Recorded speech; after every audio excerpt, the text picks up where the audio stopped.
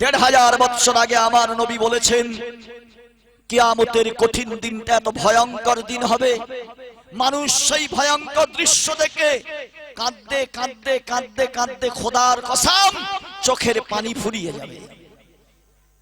নবী বলছেন চোখ থেকে রক্ত বার হবে, রক্ত স্রোত বহে যাবে চোখের রক্তে।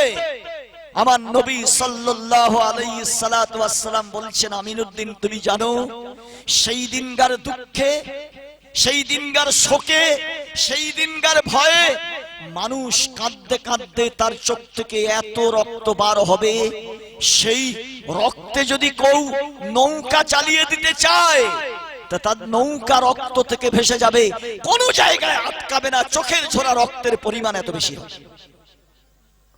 গল্প করতে আসেনি আর ক্যাসেট মুখস্থ করে বক্তৃতা করতে আসেনি, হাদিস কোরআন পড়াশোনা করে তবে এসেছি আপনাদের কাছে।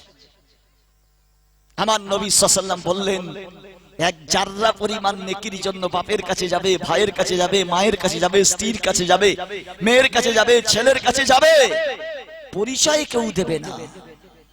ওয়ালা ইয়াসআলু হামিমুন হামিমা। প্রসঙ্গ আমার ঘুরে গেল রতনপুরের জলসা এসে। ওয়ালা ইয়াসআলু হামিমুন হামিমা।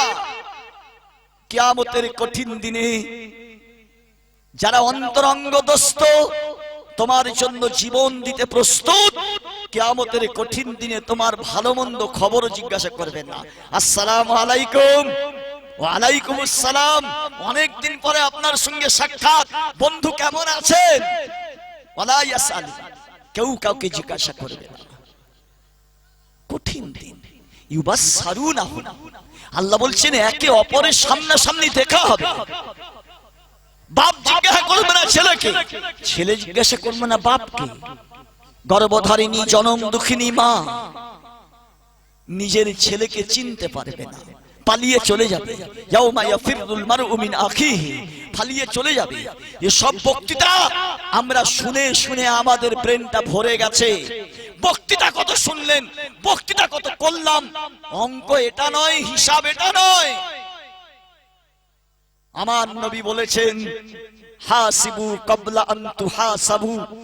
তোমার নেকি আর বদি, তোমার ভালো কাজ আর মন্দ কাজ, তোমার জান্নাতের কাজ আর জাহান্নামের কাজ তুমি হিসাব করে দেখো, ওজন করে দেখো। জান্নাতের যাওয়ার কাজ বেশি করেছো না জাহান্নামে যাওয়ার কাজ বেশি করেছো? জান্নাতে যাওয়ার পথে বেশি চলেছো না জাহান্নামে যাওয়ার পথে বেশি চলেছো? হাসিবু ক্বাবলা আন তুহাসাবু। তোমার হিসাব আল্লাহর সামনে দেওয়ার আগে তুমি পার্থিব জীবনে তোমার হিসাবটা তুমি কষে নাও। সেদিন কাঁদলে কাউকে পাবে না, সেদিন রক্ত ঝরালে কেউ তোমার এক জাররা নেকি দেবে না। অতএব নবী বলছেন নেকি অর্জন করার অনেক জায়গা আছে। আমি একটু আগে আমার ভূমিকায় বললাম পৃথিবীর শ্রেষ্ঠতম অনুষ্ঠান, যে অনুষ্ঠানে বসলে জান্নাতের সংবাদ আছে, গুনাহ মাফির কথা আছে, নেকির ভরপুর।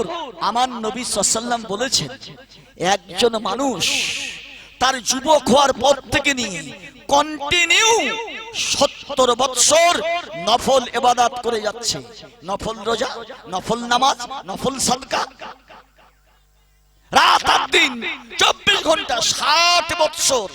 আমার নবী সাল্লাল্লাহু আলাইহি ওয়াসাল্লাম বলছেন মাজলিসু ফিকহিন খায়রুম মিন ইবাদাতি 60 সানাতান।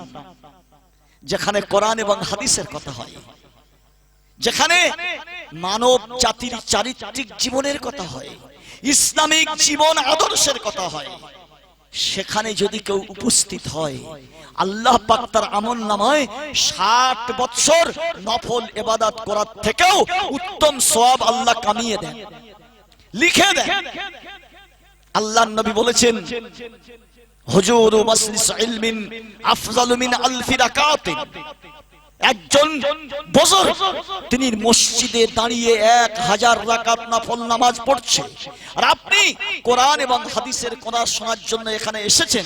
নবী বলছেন হুজুর মাজলিস ইলমিন আফজালু মিন আলফি রাকাতিন, 1000 রাকাত নফল নামাজ পড়ার থেকে যেখানে কোরআন এবং হাদিসের কথা হয় সেখানে উপস্থিত হলে আল্লাহ পাক তার থেকে বেশি সওয়াব তার আমলনামায় লিখবেন।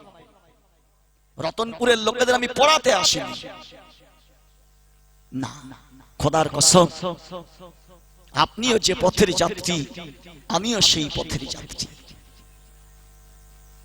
আল্লাহর সামনে আমাকে দাঁড়াতে হবে, আপনাকে দাঁড়াতে হবে। সজাগ হয়ে যাই, সচেতন হয়ে যাই। আমাকে হয়তো কেউ চেনেন কেউ চেনেন, 33 বছর জলসা করছি, কলিজা নিংড়ে কথা বলছি, এখন বুকটা সবটাই থরথর করে কাঁপে, আল্লাহর কসম করে বলছি। কেন জানেন? পৃথিবীর ইতিহাস নিয়ে আমি আলোচনা করি, আপনাদেরকে ভাবাচ্ছি। আপনারা কি জানেন সারা পৃথিবীতে মুসলিম জাতি 1000 বছর রাজত্ব করেছে? 1000 বছর সারা পৃথিবীতে মুসলিম জাতি রাজত্ব করেছে। সারা পৃথিবীর ইতিহাস আপনাদের কাছে বলছি না। আপনি যে দেশের মাটিতে বসে আছেন, আপনি যে দেশের মাটিতে বসে আছেন, এই দেশে আপনার পূর্বপুরুষেরা রাজত্ব করেছেন 800 বছর। অস্বীকার করতে পারবেন? 800 বছর রাজত্ব করেছে। পৃথিবীর কোন ইতিহাসে খুঁজলে পাবেন না যে একজন মানুষ সিংহাসনে বসে একটানা 55 বছর সম্রাটি করেছে। 55 বছর কোন মুসলিম দেশের ইতিহাস নেই। আরবের কোন বাদশা, ইরাকের কোন বাদশা, ইরানের কোন বাদশা একটানা জনগণের মন জয় করে 55 বছর নেতৃত্ব দিয়েছে, ছড়ি ঘুরিয়েছে, বাদশাহী করেছে পৃথিবীর ইতিহাসে। আপনার দেশে এমন একজন মানুষকে আল্লাহ পাঠিয়েছিলেন যিনি মুখে সুন্নতি দাড়ি রেখে, হাতে তাসবিহ নিয়ে, কোরআন বুকে নিয়ে, যার 50 বছর তাকবীরে উলা ছাড়ে না,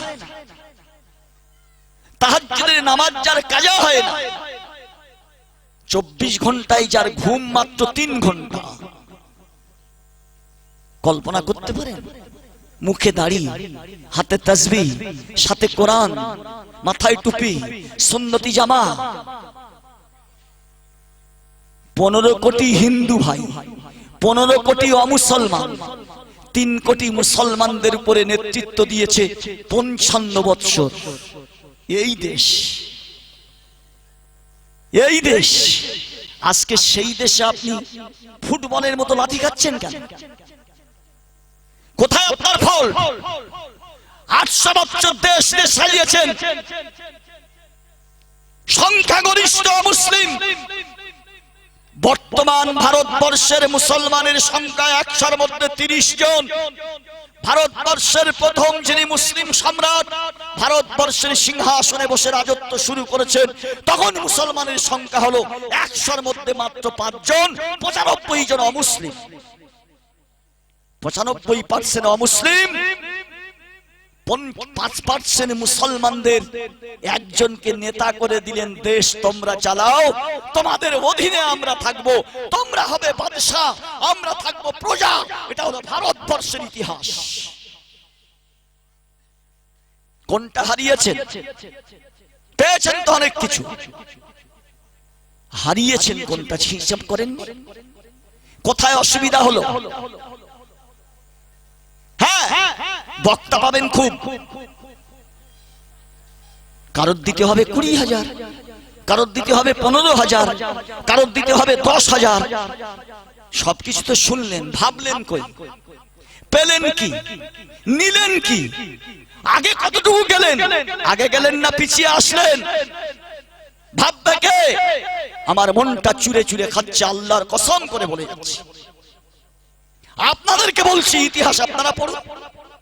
আপনাদের এলাকায় তো শিক্ষিত মানুষ আছে, আমি তো বোকাপাড়ায় ঘুল বিক্রি করতে আসিনি। ভারত পৃথিবীর একটা দেশ, দেশে মাত্র 12,000 টুপিওয়ালা দাড়িওয়ালা মুসলমান। একটা দেশ সম্পূর্ণ খ্রিস্টান, ঠিক ঠিক করছে, লক্ষ লক্ষ খ্রিস্টান, খ্রিস্টানদের হাতে দেশ। 12,000 মুসলমান সেই দেশে গেল, সেই দেশ জয় করল। সেই দেশ জয় করে মুসলমানরা সম্রাটি করা শুরু করলো। 100, 200, 300, 400, 500, 600, 700, 800 হিন্দু মুসলমান সবাই ইতিহাস পড়ে। 800 বছর সেই দেশে মুসলমান রাজত্ব করলো। 800 বছর। প্রশ্নের জবাবটা খুঁজে বের করতে হবে আপনাকে। সেই দেশ মুসলিম নির্মূল হলো কেন, নিশ্চিহ্ন হলো কেন? সেখানে মসজিদগুলোতে আর আযান হয় না কেন? 800 বছর দেশের মুসলমান রাজত্ব করেছে, মাত্র 12,000 মুসলমান প্রবেশ করলো। সারা পৃথিবীকে সভ্যতার শিক্ষা যারা দিল, সেই দেশটার নাম হলো স্পেন। আমি আপনাদেরকে বুঝাতে চাচ্ছি, আমি ইতিহাসের পাতায় দেখছি স্পেনের মুসলমানদেরকে বিতাড়িত করার জন্য যে প্ল্যান, যে পরিকল্পনা, যে ছক তারা কষেছিল, সেই ছকে মুসলমান নিজের জীবনটাকে পরিচালিত করতে শুরু করলো। বর্তমান স্পেনের যুবকরা যেভাবে জীবন যাপন করত, ইসলামকে বৃদ্ধাঙ্গুলি দেখিয়ে, মসজিদকে বৃদ্ধাঙ্গুলি দেখিয়ে, মাদ্রাসার শিক্ষাকে বৃদ্ধাঙ্গুলি দেখিয়ে, পাশ্চাত্য জগতের অন্য ধর্মাবলম্বীদের চাল চলন, আচার আচরণ যখন ঢোক মেরে খেলো, সেখান থেকে মুসলমান নির্মূল হলো। মায়ের কোলে বুকের ছাতায় লাথি মেরে কচি বাচ্চাটাকে তুলে নিয়ে পা ধরে দেওয়ালের গায়ে আছাড় মারা হলো। মুন্ডু কেটে ফুটবলের মতো সেখানে খেলা করা হলো। 30 লক্ষ মুসলমান একদিন রাত্রে শহীদ হয়ে গেল, বেশিক্ষণ সময় লাগেনি। 30 লক্ষ, লক্ষ লক্ষ মা ধর্ষিতা হলো। গুটি কয়েক মুসলমান বেঁচে গেল। তাদেরকে সুদানে পাঠানোর নাম করে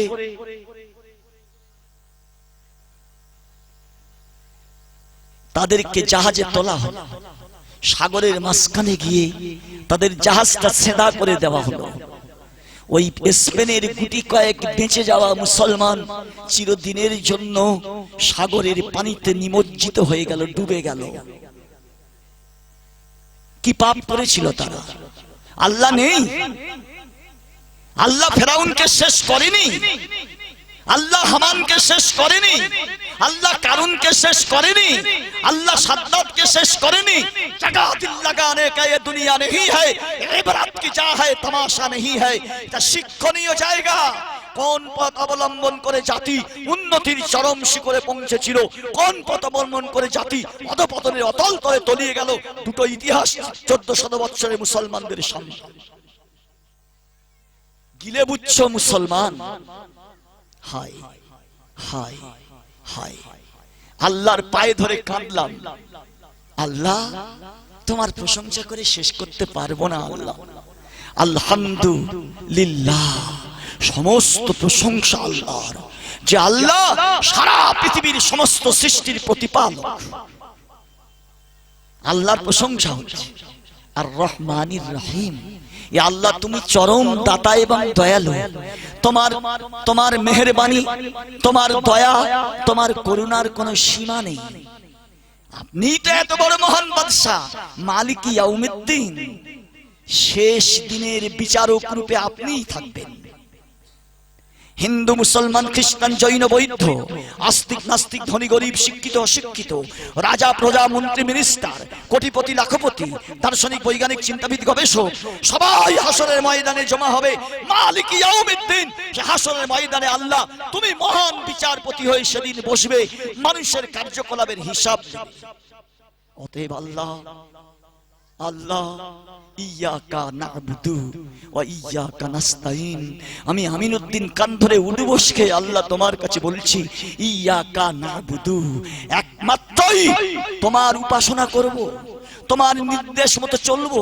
তুমি যেভাবে আমাদেরকে চলতে বলেছো সেইভাবে তোমার পূজা পাঠ করে দেখাবো। ইয়াকা না'বুদু ওয়া ইয়াকা নাস্তাইন, আর এই সঠিক পথে চলার জন্য তোমার কাছে সাহায্য প্রার্থনা করব, আর পৃথিবীর কারোর কাছে সাহায্য চাইব না। আল্লাহ, বান্দা তুমি এত কিছু বলছো, কি বলতে চাচ্ছ বলো তো দেখি? তুমি তো অনেক কিছু বললে, আলহামদুলিল্লাহ রাব্বিল আলামিন, আর রহমানির রহিম, মালিক ইয়াউমিদ্দিন, ইয়্যাকা না'বুদু ওয়া ইয়্যাকা নাস্তাইন। তো এগুলো কি জন্য আমাকে বলছো, কি বলতে চাচ্ছ? ইহদিনাস সিরাতাল মুস্তাকিম। ভালো করে বুঝবে, বোকাপাড়ায় ঘুল বিক্রি করতে আসে না। ইয়্যাকা না'বুদু ওয়া ইয়্যাকা নাস্তাইন, তারপরে কি বলছেন? ইহদিনাস সিরাতাল মুস্তাকিম। হে মহান সৃষ্টিকর্তা, হে আমাদের প্রতিপালক, হে বিশ্বজাহানের রব, হে আমাদের আল্লাহ, ইহদিনাস সিরাতাল মুস্তাকিম। একটা সঠিক গন্তব্যস্থলে পৌঁছানোর জন্য একটা সোজা পথ আমাদেরকে দেখিয়ে দাও, যে পথে চললে হারিয়ে যাওয়ার কোনো উপক্রম থাকবে না। সঠিক পথ দেখাও, যে পথে চললে তোমাকে পাবো, তোমার স্বর্গে পৌঁছাতে পারবো। ইহদিনাস সিরাতাল মুস্তাকিম। আল্লাহ, আমরা কি পথ চাচ্ছি তুমি বুঝতে পারছো না? একটু ব্যাখ্যা করে বলি তাহলে। সিরাতাল লাযিনা আনআমতা আলাইহিম। আল্লাহ, তোমার কাছে ওই পথের ভিক্ষা চাচ্ছি যে পথে আমাদের পূর্বপুরুষরা যে পথ অবলম্বন করে তোমার তরফ থেকে পুরস্কার প্রাপ্ত হয়েছে, তুমি তাদেরকে পুরস্কৃত করেছো। যে পথে চলে আমাদের পূর্বপুরুষরা তোমার তরফ থেকে পুরস্কৃত হয়েছে, সেই পথ তুমি আমাদের দেখাও, সেই পথে চলে আমরাও যেন পুরস্কার পাই। আল্লাহ, এখনো তোমার বুঝতে অসুবিধা হচ্ছে। গায়রিল মাগদুবি আলাইহিম, তোমার গজব, তোমার অভিশাপ, তোমার শাস্তি, তোমার আযাব যে সম্প্রদায়ের উপর অবতীর্ণ হয়েছে, নাউজুবিল্লাহ, খোদা সেই রাস্তায় আমাদের চালাইও না। গায়রিল মাগজুবি আলাইহিম ওয়ালাদ-দাল্লিন, যারা 100% বেঠিক পথে চলে নিজেদেরকে মনে করেছে সঠিক পথে চলছি, সেই পথ থেকে তুমি আমাদেরকে বাঁচিয়ে সোজা রাস্তা আমাদেরকে দেখাও। যে মুসলমান আল্লাহর কাছ থেকে সঠিক পথ বেছে নিবে, আমার আল্লাহ কোরআন অবতীর্ণ করে বললেন, হুদাল্লিল মুত্তাকিন। এই কোরআন হলো তোমাদের সঠিক পথের দিশা দেবে। শাহরু রমাদান আল্লাযী উনজিলা ফীহিল কুরআনু হুদাল্লিন নাস। কেন মাওলানা সাজিম সাহেব মসজিদে মসজিদে মক্তব কায়েম করে ছেলে মেয়েদের কোরআনের শিক্ষায় শিক্ষিত করতে চাচ্ছে? কেন? তুমি আল্লাহ দেখানো পথ থেকে তুমি বিরত থাকবে, তুমি জানবে না তোমার পথটা কি। আলিফ লাম মিম যালিকাল কিতাবু লা রাইবা ফি। আমি এই কিতাবে যে পথ দেখিয়েছি, এই পথের ভিতরে সামান্যতম ভুল সন্দেহ নেই। আপনি যদি একটা ভালো মনের মানুষ হন তাহলে ভিডিওতে একটি লাইক এন্ড চ্যানেলটিকে সাবস্ক্রাইব করুন। আর হ্যাঁ বন্ধুরা, আমি এটা বলি যে সাবস্ক্রাইব করতে কোনো টাকা লাগে না, তাই কিপটামো না করে একটা লাইক এবং একটা সাবস্ক্রাইব করে দাও।